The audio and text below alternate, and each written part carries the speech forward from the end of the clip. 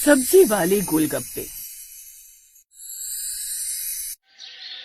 आशापुर नाम का एक गांव था जहां एक गरीब परिवार रहता था। उनके परिवार में अशोक नाम का एक आदमी था। उसके परिवार में उसकी पत्नी, उसके 2 बेटे, एक बहू और 2 पोता पोती रहते थे। एक दिन शाम होते ही उनकी गली में गोलगप्पे बेचने वाला आता है।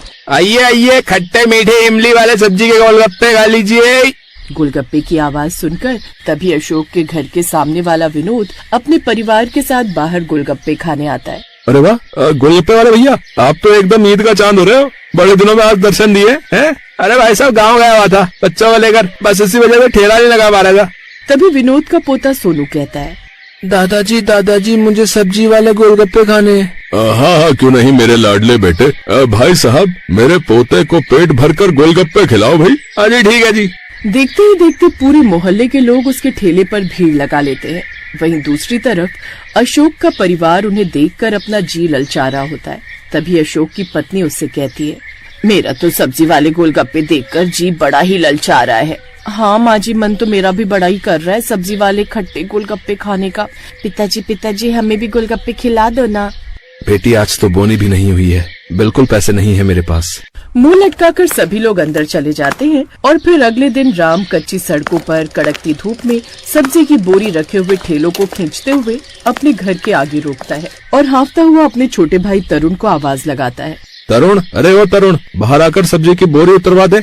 अंदर से आवाज लगाता हुआ तरुण कहता है, आया भैया। दोनों भाई तेज धूप में ठेली से बोरी उतारते हैं।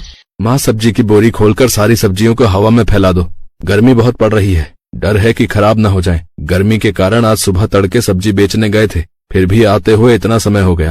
अरे कितनी बार कहा है तुझे, हैं? साथ में अपने छोटे भाई को भी लेकर मंडी जाया कर, ताकि कल को इसकी भी आलू प्याज की ठेली लगवा दे। अब एक की कमाई से घर नहीं चलता है, खाने वाले 10 लोग और कमाने वाला एक आदमी है। आखिर कितना करोगे तुम? नहीं पिताजी, अभी तरुण छोटा है, मैं अभी इसको इस काम में नहीं डाल सकता हूँ। अशोक की गरीबी का सबसे बड़ा कारण यही था। परिवार में खाने वाले 10 और कमाने वाला 1, जिसके चलते घर कभी आगे नहीं बढ़ सका। राम की हालत भी इसीलिए खराब रहती थी क्योंकि वो जो भी पैसे कमाता था उनसे अपने परिवार का गुजारा चलाता था। दोपहर के समय राम खाना खाता है, जहाँ उसकी पत्नी कोमल उसके आगे प्याज की भुजी और साथ में 2 रोटी रख देती है। ये क्या, आज फिर तुमने प्याज की भुजिया बना दी? मेरी तो रोज रोज इसे खाने से भूख ही मर गई है। सारे दिन धूप में धक्के खाकर सब्जी बेचो और एक टाइम ठीक से खाना भी नसीब नहीं होता है। राम तो बेकार में बहू पर गुस्सा कर रहा है। घर में जो रखा है वही तो बनाएगी बेचारी। तुम्हें तो बस हमेशा बहू का पक्ष लेना है। मेरी तो जुबान फीकी पड़ गई है इस प्याज की भुजिया को खा खा कर। अरे बहू, कभी तो रसेदार सब्जी भी बना सकती है।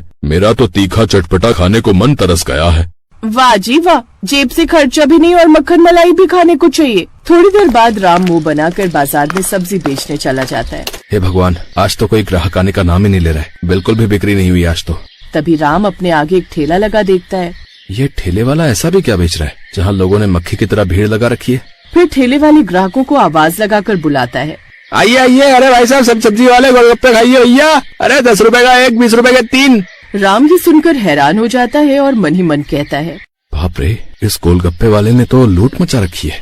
10 रुपए में एक सब्जी वाला गोलगप्पा बेच रहा है। ये तो लोगों का पागल बनाकर अच्छे नोट छाप रहा है और बाकी आलू प्याज के ठेले पर भी अच्छी भीड़ है। बस मेरे ही ठेले पर कोई नहीं आ रहा है। ऐसे ही कुछ दिन तक चलता रहता है और कुछ टाइम बाद राम थोड़ी और पूंजी लगाकर हरी सब्जी के साथ आलू प्याज भी बेचने लगता है। लेकिन घमस गर्मी के चलते अब सब्जियां गलने लगती हैं, जिसे देखकर माला कहने लगती है, हे भगवान, इतनी गर्मी के कारण सारी सब्जियां गलने लगी हैं। अरे बहू, एक काम कर, इनमें से ठीक से आलू निकाल कर आलू की कचौरी बना ले और हरी सब्जियों में से ठीक से निकाल कर हरी चटनी बना लियो। ठीक है माँ जी। फिर बहू आलू उबालकर आटा मलकर गर्मा गर्म कचौरी बनाने लगती है और साथ में फूली फूली पूरी भी। तभी माला की पोती मुनिया एक छोटी सी पूरी बनाकर खुशी खुशी अपनी माँ से कहती है, मामा, ये छोटी सी पूरी भी मेरी तेल में तल दो ना, मुझे ये खानी है। अच्छा ठीक है, लाओ। बहू जैसे ही उसकी पूरी को तेल में तलती है वो पानी पूरी की तरह फूल जाती है और मुनिया उसमें हरी हरी चटनी में पानी मिलाकर उस पूरी में भरकर खाने लगती है।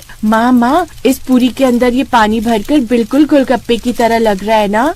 मुनिया की बात सुनकर उसकी माँ के दिमाग में एक जुगाड़ आता है। राम सब्जी बेचने चला जाता है और शाम को सुरभि बहुत ही स्वादिष्ट मिक्स वेज की सब्जी बनाती है और साथ में परात में आटा और सूजी गूंथती है। तभी बाहर से माला ये सब देखकर कहती है, अरे बहू, आज ये इतनी सारी मिक्स वेज की सब्जी किसके लिए बनाई है? और ये आटा सूजी अलग अलग क्यों मान रही है? आज कुछ खास बना रही है क्या? माँ जी, हरी सब्जियों में से इतनी सारी सब्जियाँ निकली थी और अगर मैं न बनाती तो ये खराब हो जाती, इसलिए आज मैं सब्जी वाले गोलगप्पे बना रही हूँ। अरे वाह बहू, फिर तो मजा ही आ जाएगा। ला, धनिया पुदीना की चटनी मैं बना देती हूँ।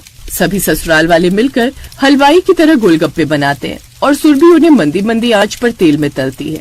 थोड़ी देर बाद एक टोकरी भरकर गोलगप्पे बनकर तैयार हो जाते हैं और साथ में खट्टा मीठा पानी भी बनकर तैयार हो जाता है। कुछ देर बाद सुरभि अपने गरीब परिवार को सब्जी वाले गोलगप्पे बनाकर खिलाती है, क्योंकि वो कब से इनकी इच्छा अपने मन में मार कर बैठे हुए थे, जो खाने के बाद सभी को बहुत पसंद आते हैं। तभी अशोक खुश होकर कहता है, एकदम फर्स्ट क्लास का सब्जी वाला गोलगप्पा बनाया है तुमने बहू। हाँ, आखिरकार आज पहली बार गोलगप्पे का स्वाद चख लिया है। बहू, दो और खिला दो बस। हाँ पिताजी, मैंने आटे वाले गोलगप्पे बनाए, उनका भी स्वाद चखकर बताइए कैसी है। अरे हाँ, क्यों नहीं। एक एक करके सुरभि सबको गोलगप्पे के अंदर मिक्स वेज की सब्जी की फिलिंग भरकर खिलाती है और आखिरकार गरीब ससुराल वालों का सब्जी वाले गोलगप्पे खाने का ख्वाब पूरा हो जाता है। और कुछ दिन बाद सुरभि अपने घर के आगे ही सब्जी वाले गोलगप्पे का ठेला भी लगा लेती है और दूसरे गोलगप्पे वाले से कम दाम में बेचने लगती है। कुछ नया और अच्छा देखकर उसके ठेले पर ग्राहक आने लगते हैं, जिससे उसकी अब खूब अच्छी खासी आमदनी होने लगती है, जिससे बहू अपने गरीब परिवार के दिन अब धीरे धीरे सुधारने लगती है। अब वो सब लोग खुशी खुशी रहने लगते हैं।